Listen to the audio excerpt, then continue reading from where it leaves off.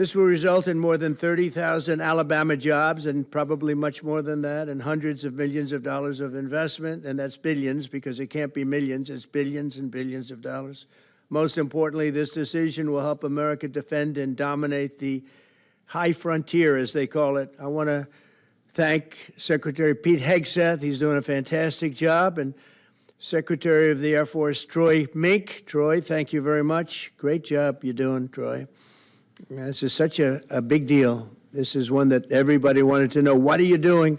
I also want to thank Senators Katie Britt, and I want to give my condolences. Your grandmother, her grandmother just passed away. She was 100, right? 100, and she loves you, Mr. President. Well, and she was very proud of you. Thank you very much. Very, very proud of you. So thank you, Katie. Wonderful woman.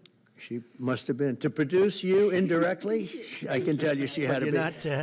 Tommy Tuberville, right? You're not used to that. But Tommy, Auburn won, that's right. They did. So you're happy. Tommy's been a great senator, as you know, and a fantastic guy all around. He was also a tremendous coach. House Armed Services Committee Chair Mike Rogers. Thank you, Mike. Where's Mike? Mike, thank you very much. Doing great, Mike. Representatives Barry Morall, great friends, Robert Adderholt, Gary Palmer, and Dale Strong. Thank you all very much, fellas. Appreciate it. In my first term, I created a thing called Space Force, so important. You know, we were losing the race in space very badly to China and to Russia, and now we're far and away #1 in space, and reestablished SpaceCom with a mission to protect American space assets and detect any threat to our homeland. We initially selected Huntsville for the SpaceCom headquarters, yet those plans were wrongfully obstructed by the Biden administration. And as you know, they moved them to a different locale. And today we're moving forward with what we want to do and the place that we want to have this. And this will be there for hopefully hundreds of years. That's where it's going to be. I will say I want to thank Colorado. The problem I have with Colorado, one of the big problems, they do mail-in voting. They went to all mail-in voting. So they have automatically crooked elections. And we can't have that. When a state is for mail-in voting, that means they want dishonest elections because that's what that means. So that played a big factor also. In Huntsville, SpaceCom will play a key role in building the Golden Dome, as you know. That's going to be a big thing. Everybody wants to be a participant in it. Missile Defense Shield, we're going to be having a Golden Dome that the likes of which nobody's ever seen before. The finest, the best. And by the way, Canada called. They want to be a part of it, and that'll be great. But Canada wants very much to be included in that, and we're going to work something out with them, I hope. It will also ensure that our technological capabilities, of which we're way ahead of anybody else, there's nobody close, remain unmatched long into the future. So I'd like to ask Secretary Hegseth to say a few words. He was very much a part of it.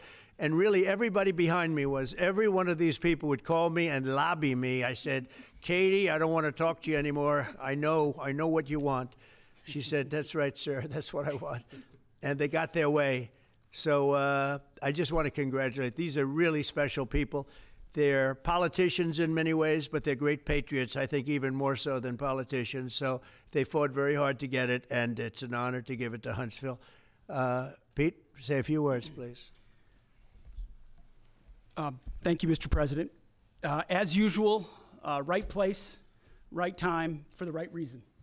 In your first administration, you established the Space Force at a time when we knew we had to be looking to that domain of space. You also reestablished SpaceCom to ensure that priority was put in place, and you, through the Air Force, independently identified that Huntsville, Alabama was the right place to put it. For other reasons, in the next administration under Biden, they decided to move it somewhere else. Well, during that time, the DoD Inspector General, the Government Affairs Office, they did their own assessments, and where did they say SpaceCom should go?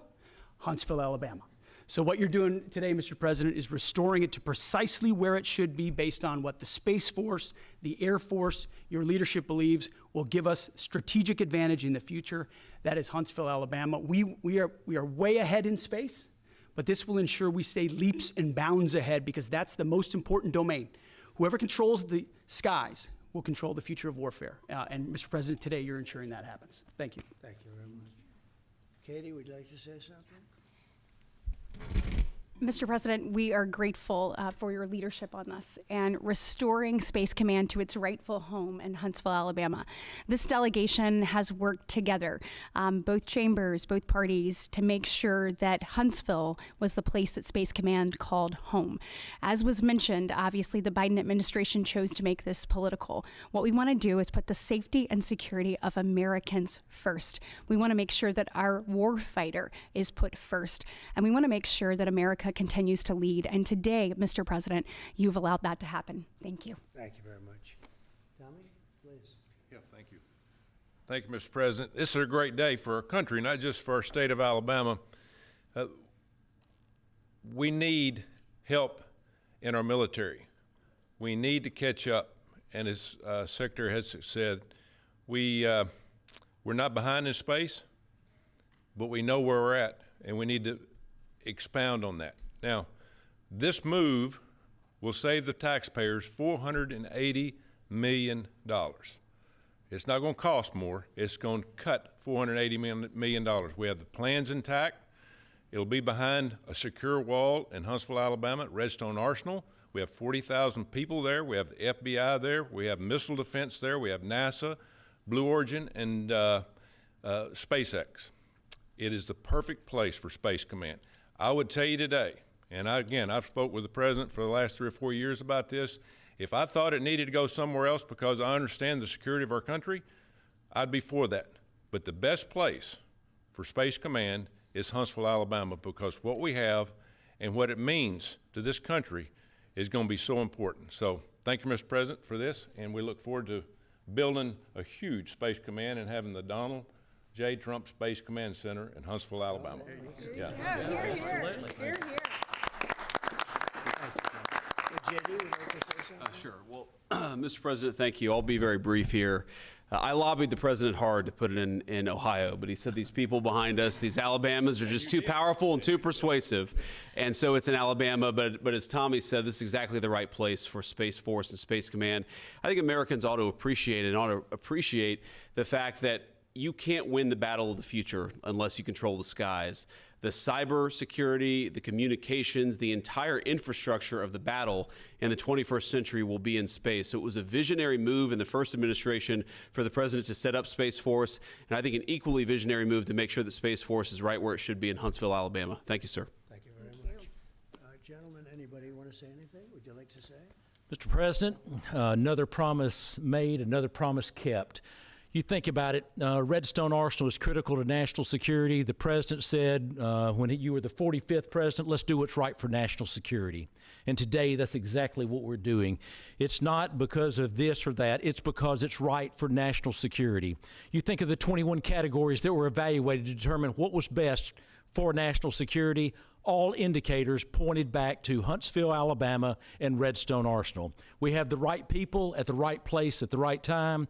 Mr. President, on behalf of the people of the 5th Congressional District and all of Alabama, thank you for keeping your word. Absolutely. Thank you very much. Anybody? Let me just say, Mr. President, I want to say thank you. And thank you for doing this because it was the right thing to do. When they looked at all the numbers, Huntsville was the place to go, and like you say, it was unfortunately pulled out, but you made it right. So I want to just say thank you again for a grateful nation, and to the state of Alabama, we're very grateful. Thank you, and God bless. Thank you. Thank you very much. Please, go ahead. Thank you, Mr. President. Throughout history, militaries has always understood that whoever could hold the high ground held the advantage. Space is the ultimate high ground.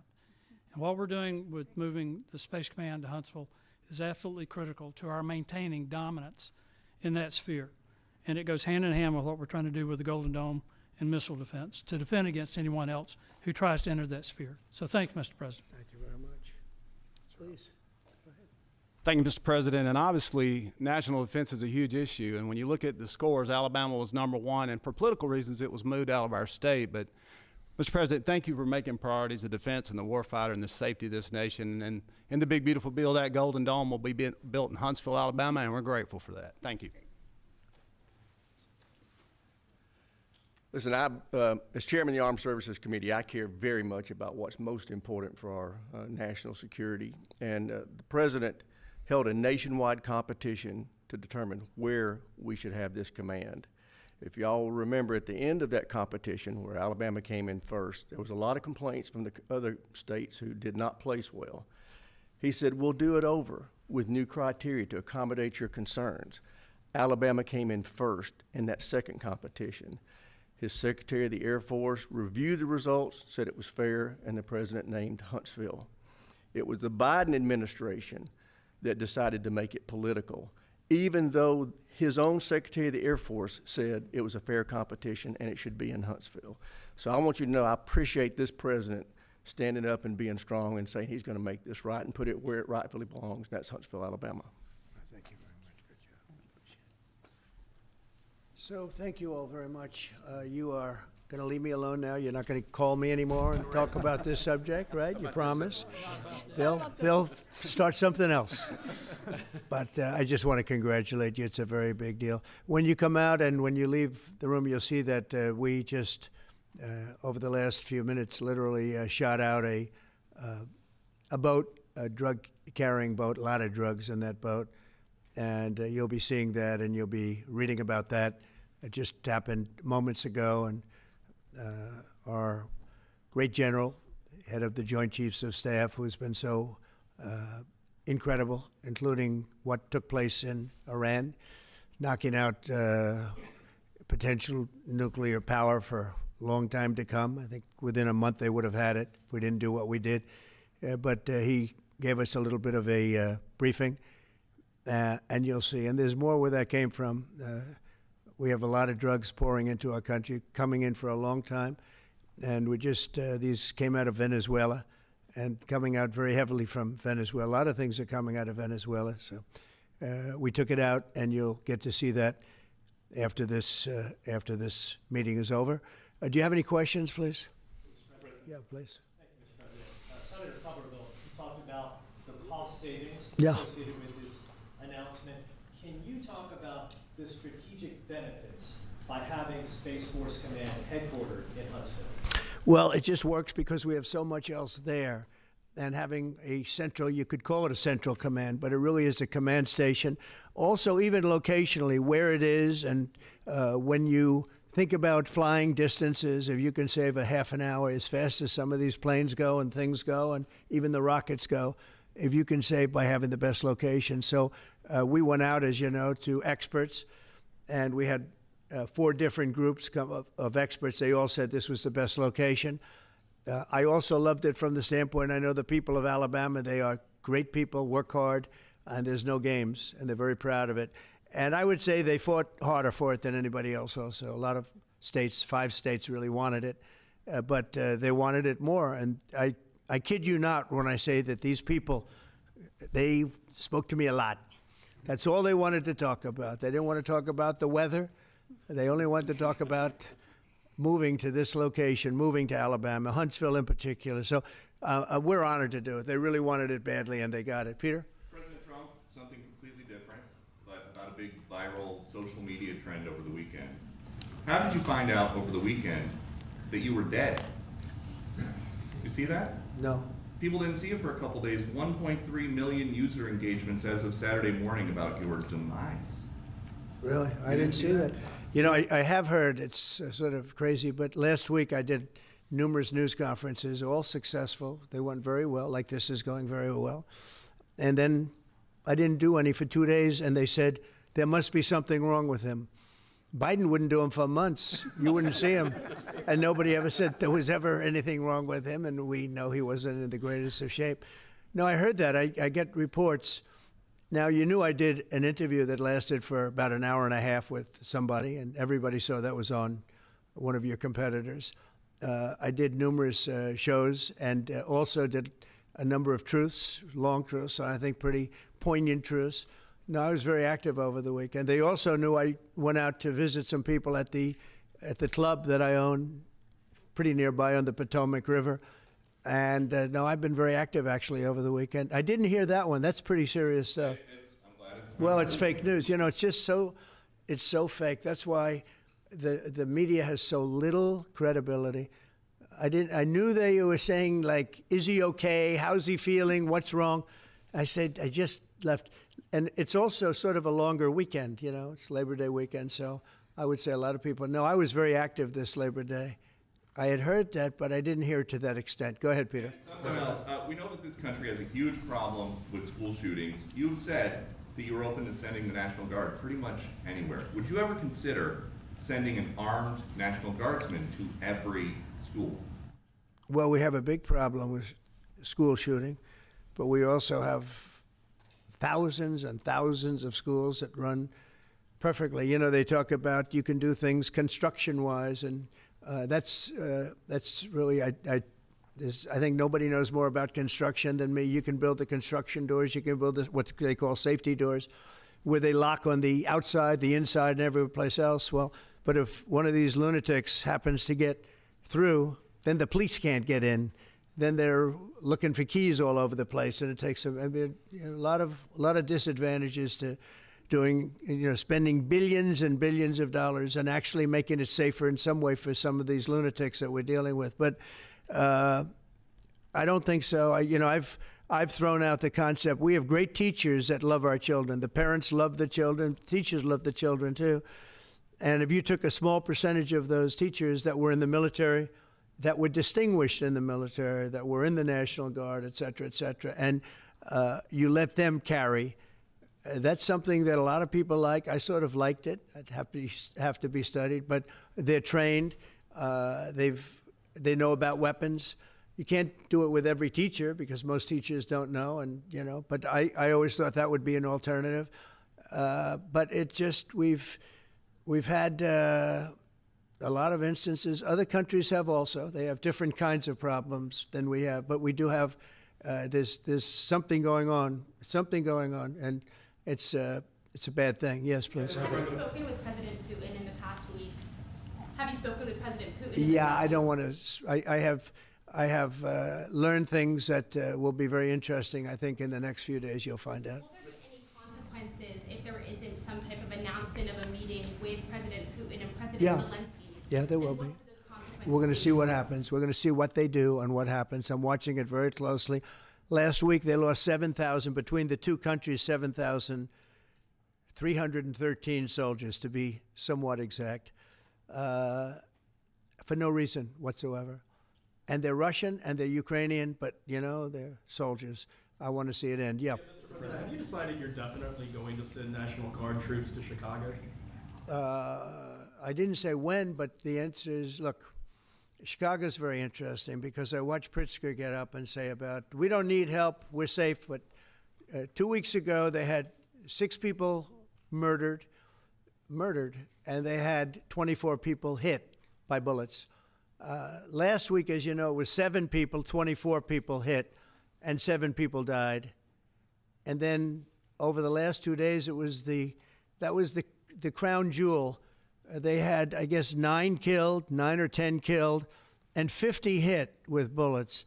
And you have this governor get up, who's a terrible governor. Probably he and Gavin Newsom would be probably the 2 worst and most naive. They're naive. Either they're naive or they're very untruthful.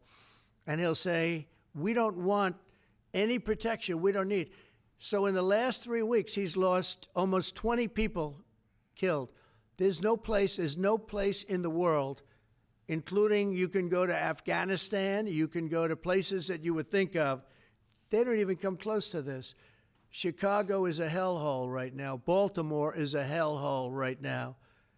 Parts of Los Angeles are terrible. If we didn't put out the fires, and I mean the other fires, the bullet fires, they didn't do a good job with, they should have had the water coming down, like I said. You know, we had to release the water. We had to go in and release the water to LA.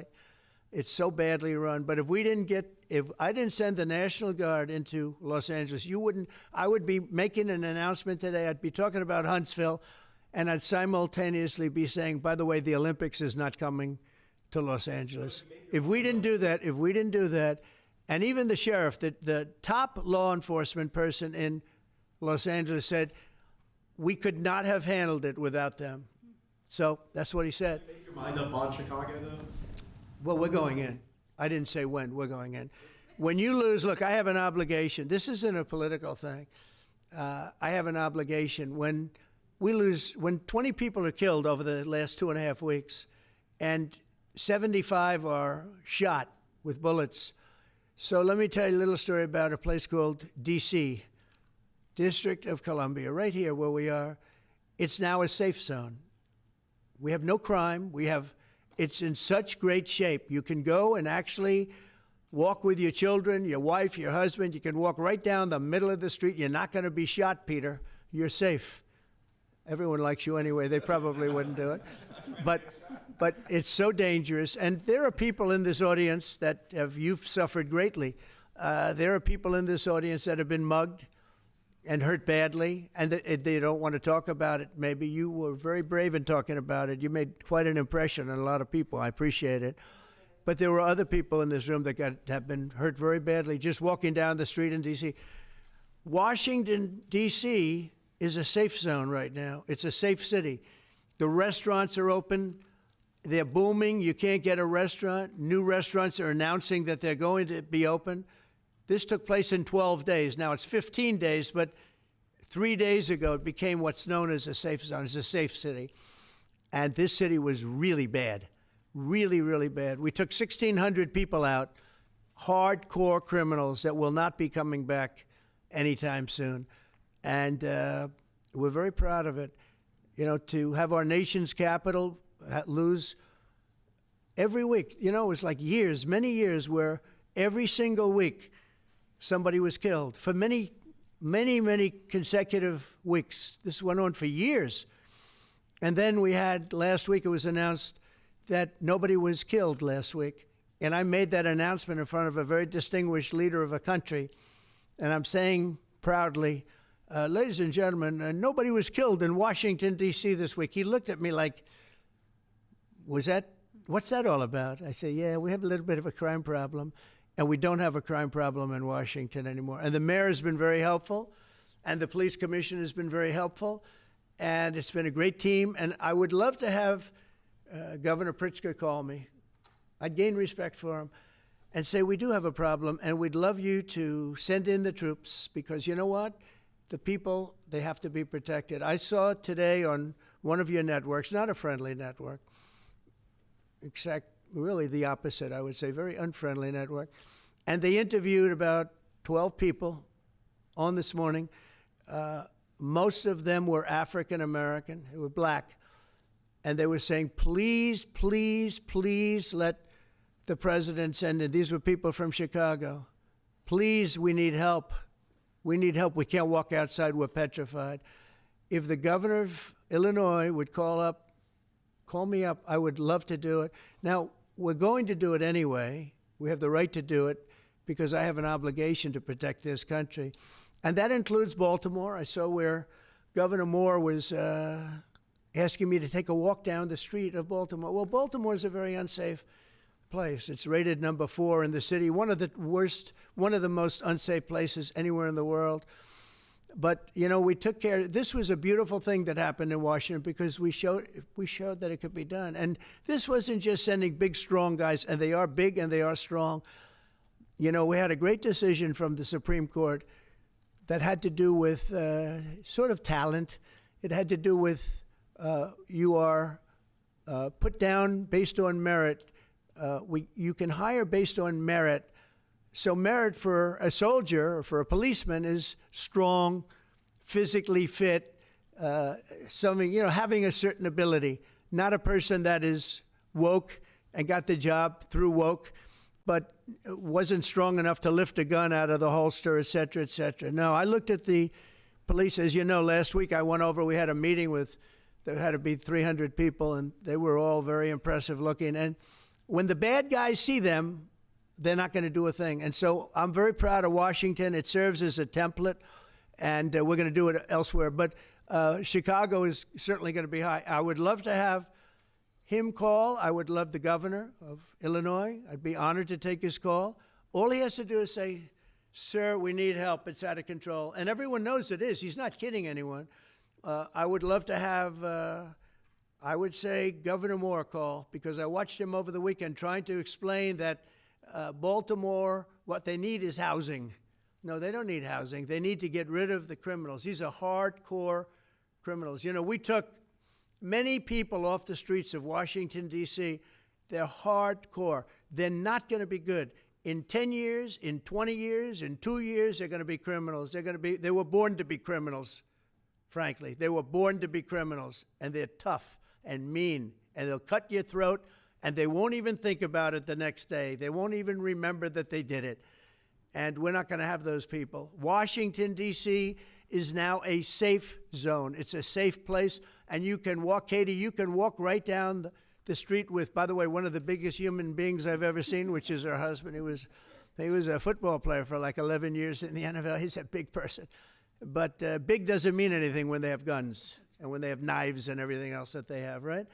But you can walk right down the street, even by yourself, and you're totally safe. Washington, D.C. is a great thing. Yes, ma'am, please. Mr. President, as you're calling on Democratic leaders across the country to work with you on crime, do you see your efforts here in D.C., including, for example, working with Mayor Bowser here as a model for bringing more bipartisanship in matters not only with crime, but also issues that matter to everyday American people's lives? So Mayor Bowser's been great. She could have taken the thing, oh, well, and then after I clean it up, they'll take credit for it. You know what they do is they take credit. Like, we cleaned up Los Angeles. We did a great job there. And it was overwhelming what was going on. And again, the police chief made a statement that we could not have done, there's no way they could handle it. You saw what was happening out there. It was going to be a disaster. We stopped it cold. If we didn't do that, would have been a very sad day. And you know, remember, we have the Olympics, we have what they do is World they take Cup, we credit. have all Like, these things we coming. cleaned And we up have 250. Los Angeles. All of We these did a great things job coming. there. But I And watched Newsom it get was up and say, overwhelming he's doing what was the great. going He's on. not, we're the ones that And did again, it. the And that's police okay, chief whatever it takes. made a But statement the main thing that is, but he we got could up and not said, have done- we did it. There's no way they could Well, handle it. You he saw what didn't was want us happening out there. And he's going to need us again because it's starting to form again. I see it. It's starting to form again. You know, we have to maintain. It's like maintenance on an airplane. You can buy it, but you have to maintain it. And if you don't maintain it, a good plane becomes very unsafe very quickly. So it's an honor to do it. It's a lot of presidents wouldn't do what I'm doing. I don't need this heat. But when I watched television last night and I'm watching the news and I see that 9 people were killed in Chicago and 54 were badly wounded with bullets, I say, that's not this country. We have to do something. And I do say this, I say this very much. I'm not speaking to anybody but them right now. I would love to receive calls from governors and mayors saying they need help. We'll help them. We have a lot of people. We have a great force. We have a great military force. You know, Pete will tell you that when I was running for office, and this was a big headline, I think, you know, probably got me a couple of votes, but you couldn't sign people in the military. Nobody wanted to join the military, the Army, Air Force, the Navy, Marines, Space Force, Coast Guard. We never forget Coast Guard because they've done such a great job. Never. But nobody wanted to join any of them. We were way below what we wanted. Every single one. The closest was the Marines, whatever that is. You'll explain that to me. But the closest was the Marines. But every service was way down, way down. And then I got elected, and our country's the hottest country anywhere in the world right now. Everybody's talking about the USA. They're talking about the job that we're doing. Everybody. We have the best economy. We have a very, very important decision being made by the Supreme Court because our country is the richest, the strongest, the most powerful. But if for some reason some liberal court, I'm talking about the court that just ruled, where even an Obama judge voted in favor of us, which I gave him a compliment yesterday, as you know. I said that took great courage. But it's a liberal court, and it's going up to the Supreme Court, who I think have been incredible people. I think they've made very wise decisions. But the tariff question, because without the tariffs, this country is in serious, serious trouble. We've taken in almost $17 trillion of investment is coming in. Most of it is coming because of tariffs. And if for some reason somebody wanted to be politically correct, I actually think it's unpolitically correct. I think politically correct is to approve it because there's nothing so popular as what's happened to our country. Our country is doing so well. But we had a liberal court gave us a very shocking ruling. And that ruling is basically saying that the trillions of dollars that are pouring into our country, putting us in a position like no country is anywhere in the world, that they'd like to see us that taken away. By the way, a lot of the people behind that lawsuit, that particular, are from foreign countries, I might add. There's a video that is circulating online now of the White House where a window is open to the residents upstairs and somebody is throwing a big bag out the window. Have you seen this? No, that's probably AI generated. So Actually, you can't open the windows. You know why? They're all heavily armored and bulletproof. So that's a fake video? Well, it's got to be, because I know every window up there. The last place I'd be doing it is that, because there's cameras all over the place, right? Including yours. No, but every window, I've never seen a window that's, in fact, my wife was complaining about it the other day. She said, love to have a little fresh air come in, but you can't. They're bulletproof. And number one, they're sealed. And number two, each window weighs about 600 pounds. You have to be pretty strong to open them up. No, that has to be, where was the window? Let me see.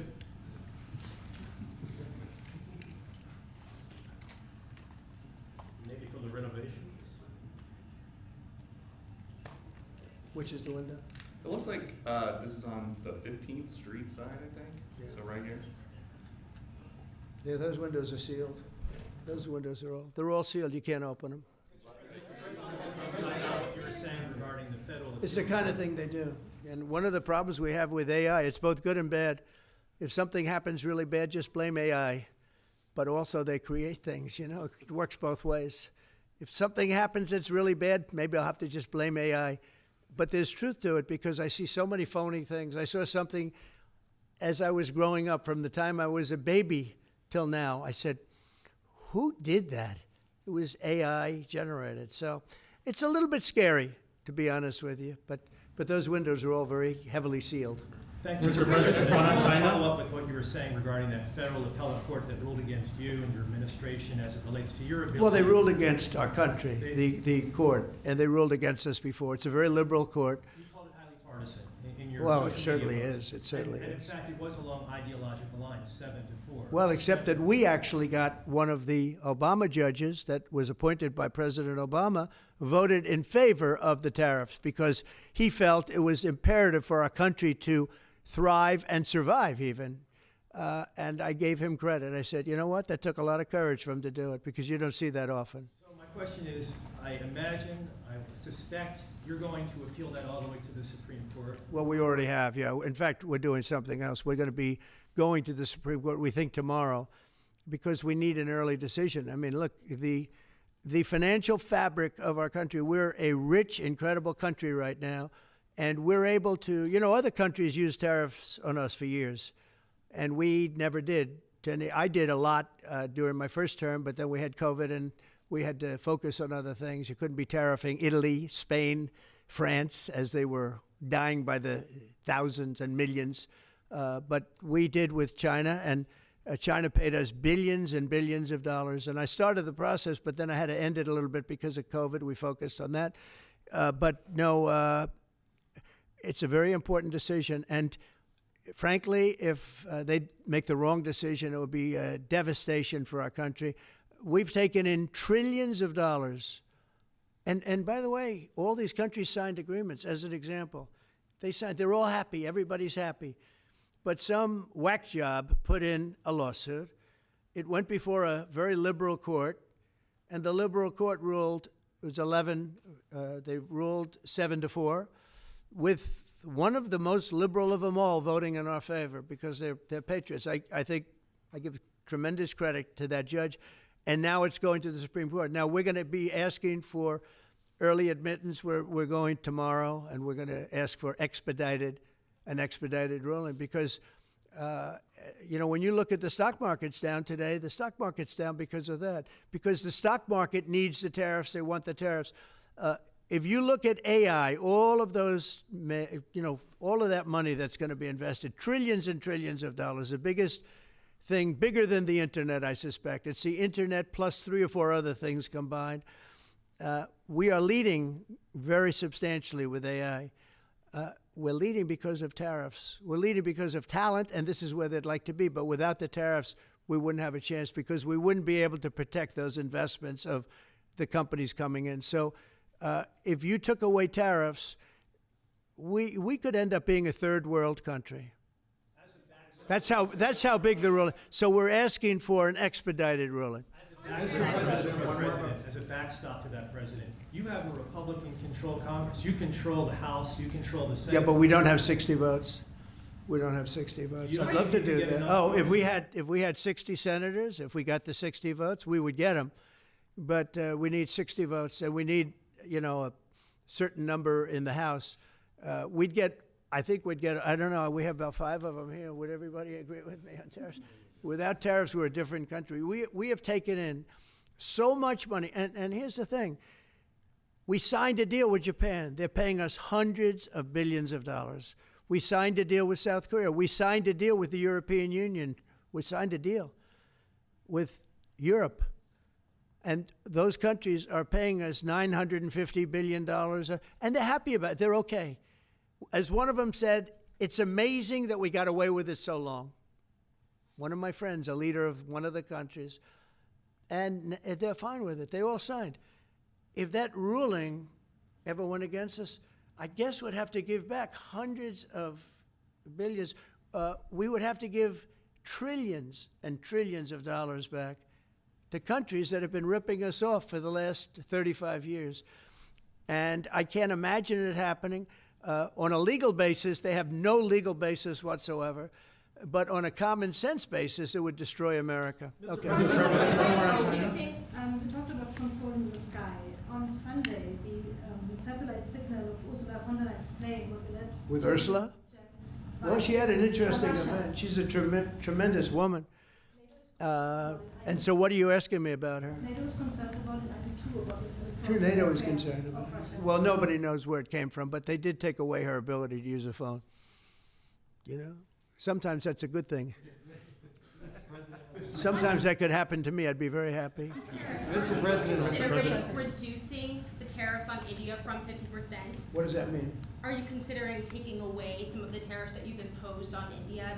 You had posted. No, we get along with India very well, but India has, you have to understand, for many years it was a one-sided relationship. Only now since I came along, and because of the power that we have with tariffs, India was charging us tremendous tariffs, about the highest in the world. They were about the highest in the world, number one.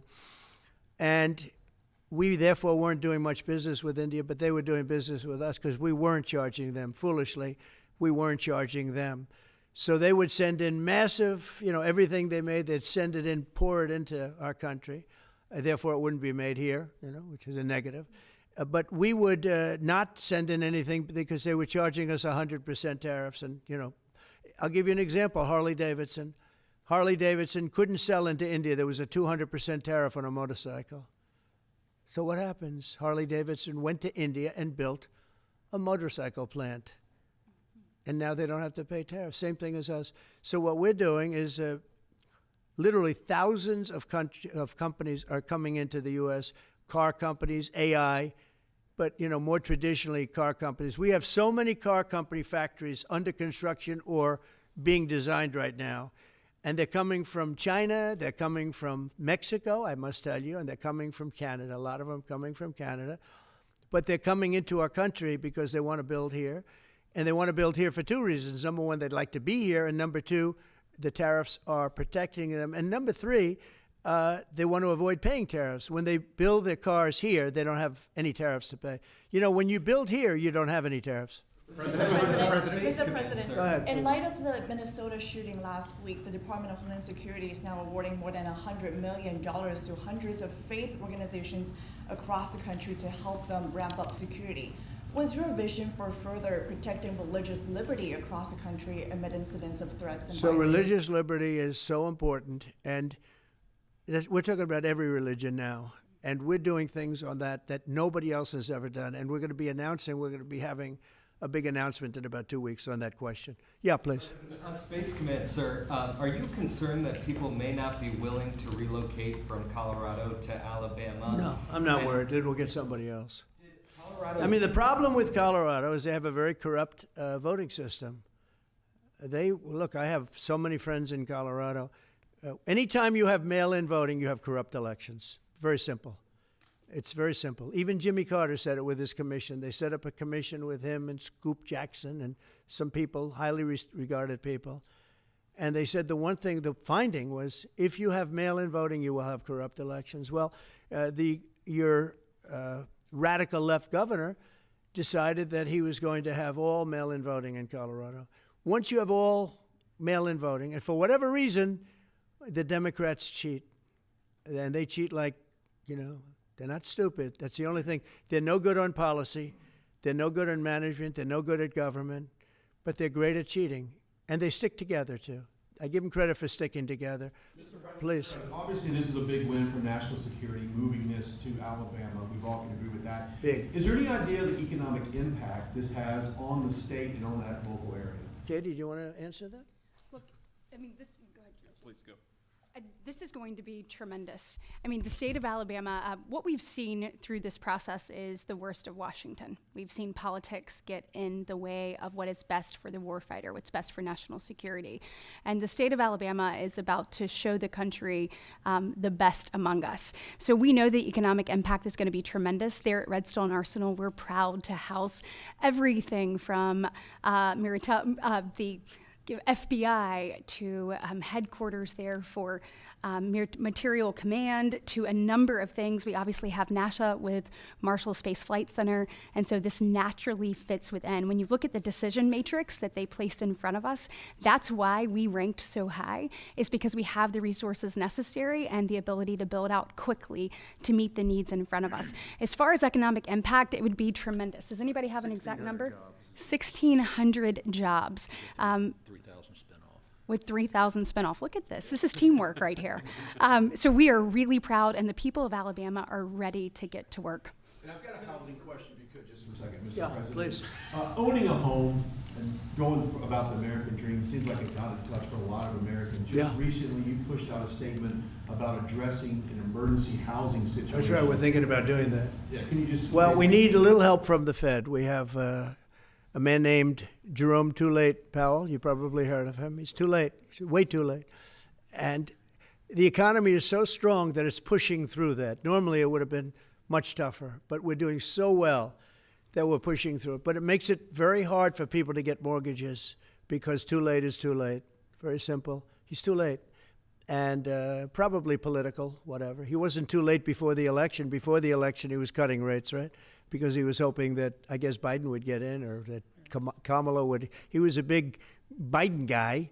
Explain that one. And then he was a Kamala person. But he was hoping, I guess, she'd win, I guess. I don't know. It didn't work out too well. But, yeah, we need a very serious cut.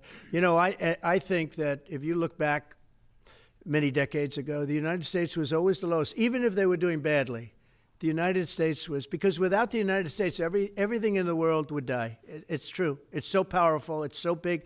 And I made it really big in the first 4 years. Then it started to degenerate with what this Biden administration did. But we've built it up to a level that I never thought we could be at this quickly.